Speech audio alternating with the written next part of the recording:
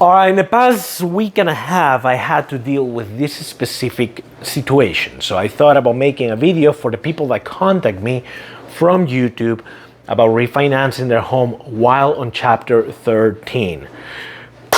My name is Isaac.Duenas. I'm located outside of Cleveland, Ohio, and I'm a mortgage loan officer. And today we're going to talk about what is the most important document that I need to refinance while in Chapter 13.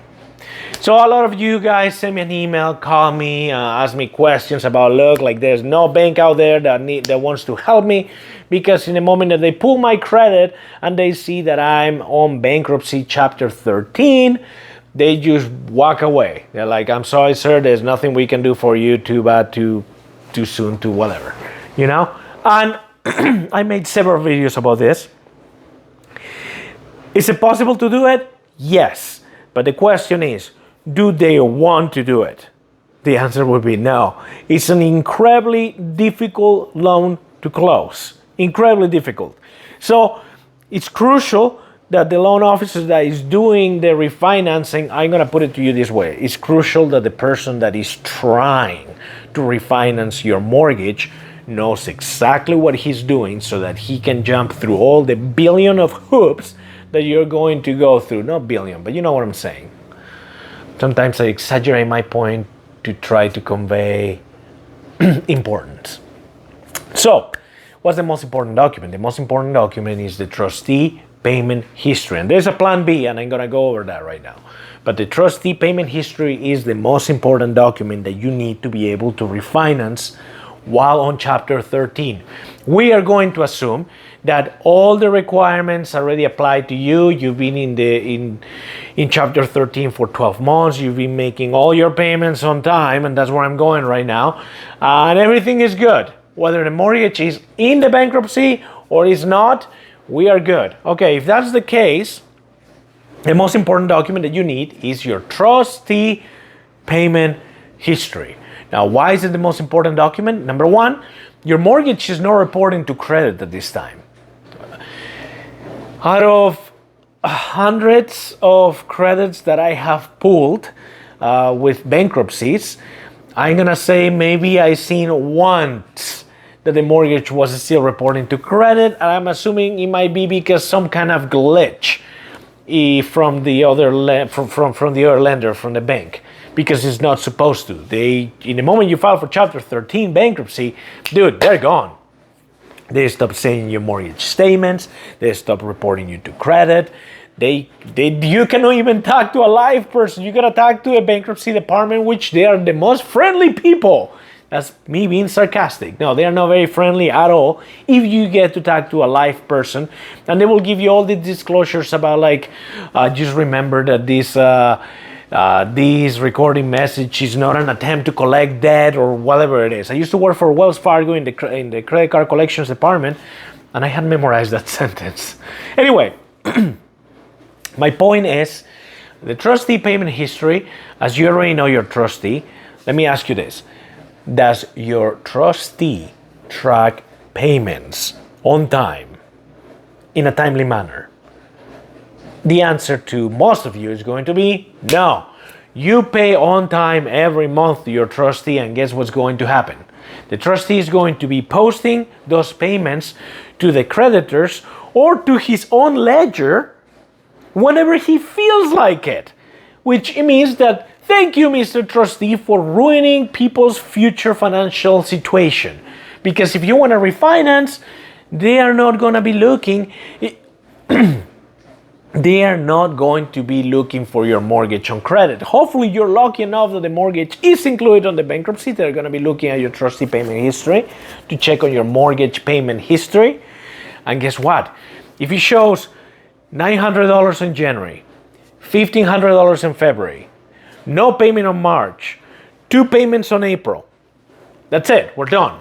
We cannot use that trustee payment history, and that is the most important document that we need. So you're like, well, Isaac, it's not my fault. I pay on time.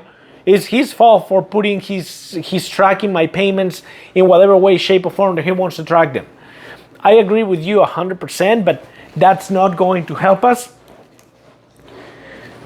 that's not going to solve our problem of refinancing your home. So what's going to help us? We need to be able to prove that you've been making all those payments on time. Probably the second option, I'm going to give you three options. I said two, but I'm going to give you three options. We need to prove a consistent payment every 30 days. Not every 30 days, but every month. A payment for January, a payment for February, a payment for March. So what we want to see as an underwriters, what they're going to be looking at is that on January you make $1,000 payment, February $1,000, March $1,000, April $1,000. May, you're like, well, in May, bankruptcy went up. Sure.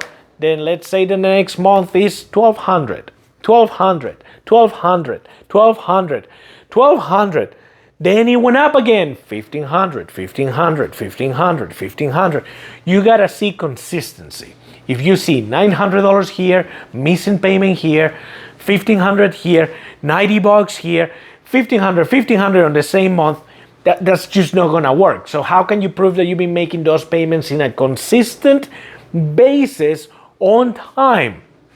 Well, perfect way to do it is using your bank statements. Hopefully you pay electronically, because if you pay cash, then we're done. We're screwed. There's nothing you can do. It's just, well, now there's one more thing that you can do, but hold on. Consistency for the past 24 months.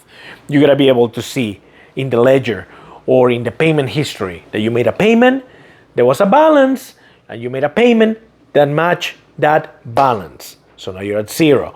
Next month there is a balance, and there's a payment that matched that balance. Now you're at zero. And so on for 24 months. We need 24 months, not 23 months, not 23 months and a half, not 23 months and 30 days. It has to be 24 months. Dude, when you're refinancing on Chapter 13, you're walking in a very thin blade, very thin, and any movement that you make, you fall off the path and you're done. That's it. You're going to be wasting your money and your time. And I say money because you're going to need an appraisal. And those are not cheap. I mean, you're looking at $500 and up. Anyway, every situation is different. But all right, so trustee sucks at tracking payments. You, for whatever reason, did forget to make a payment in 1 month, 2 months. 1 month alone, you're done. But you made them on the next month, and there's some late payments here and there. The last solution is your attorney. I mean, your trustee would be ideal, but who communicates with the trustee? Because they are like some kind of anyway, they are like gods apparently, and you cannot have any communication with them if you don't go through your attorney. And if you do, good for you. I don't know. Tell me. Put in the comment section who is your trustee. That way I know. And what state. The point is, your attorney most likely can, and I say most likely because your trustee would be ideal, but in this case we're going to use your attorney. He can write down a letter. In the letter, he has to mention this exactly, verbatim. He can say whatever he wants, but then he has to say, my client, the borrower, the whatever, Maria, Juan, Antonio, Peter, has been making payments on time as agreed. Let's repeat it. On time as agreed. I cannot emphasize it enough. On time. It has to say in the letter, on time as agreed.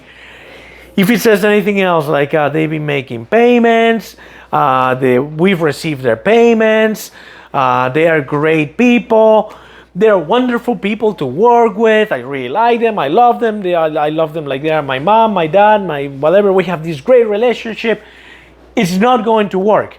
It has to say on time as agreed, on time as agreed, on time as agreed, on time as agreed. If it says on time as agreed, then the underwriters will read it as, wow, he's been making all his payments on time. as the agreement says of Chapter 13. Therefore, we don't need a payment history. Now, if you tell me, well, my attorney's not going to write that down because I made late payments. That's the truth. And they know that. And it's been very difficult. But Isaac, you got to understand that I struggle. I lost my job. You got to understand that I had this problem. But you got to understand that, dude, I get that. I'm pretty sure you have a great reason. But I'm not hacking. Banks don't care about your situation. Bank cares about what you can prove. We need to be able to find proof that you've been making all your payments on time. So if you have a great trustee that tracks all your payments on time and the ledger shows your balance on your payment on time, beautiful. That will work. We'll move forward with the refinance. If you don't have that, but you've been making your payments on time and you can prove with bank statements that you've been making 24 payments on time, beautiful. We grab that, we roll with that. But if you don't have either one of those, the letter will save you. The letter will work. Underwriters, most likely, at least Nations Lending, what I work for, we will take it. I've done refinances with that letter before, even though a payment was late. 2 payments were late. But the attorney has to be willing to write out the letter, sign it, put their stamp, and specify and say, on time, as agreed. I hope this helps. That is the most important document. If you are thinking about emailing me, calling me, and contact me about refinancing your Chapter 13, most likely that is the first thing I'm going to ask you. And please don't waste your time. If you know you've been late, if you know that you had missing payments or there have been some issues on that payment history, and especially if you know your attorney is not willing to write down a letter, I am sorry, there's nothing we can do on this path of paying off your bankruptcy. Maybe you can try something else, but not with your home mortgage. I hope this helped. Thank you so much for watching. You guys have a great day. Bye.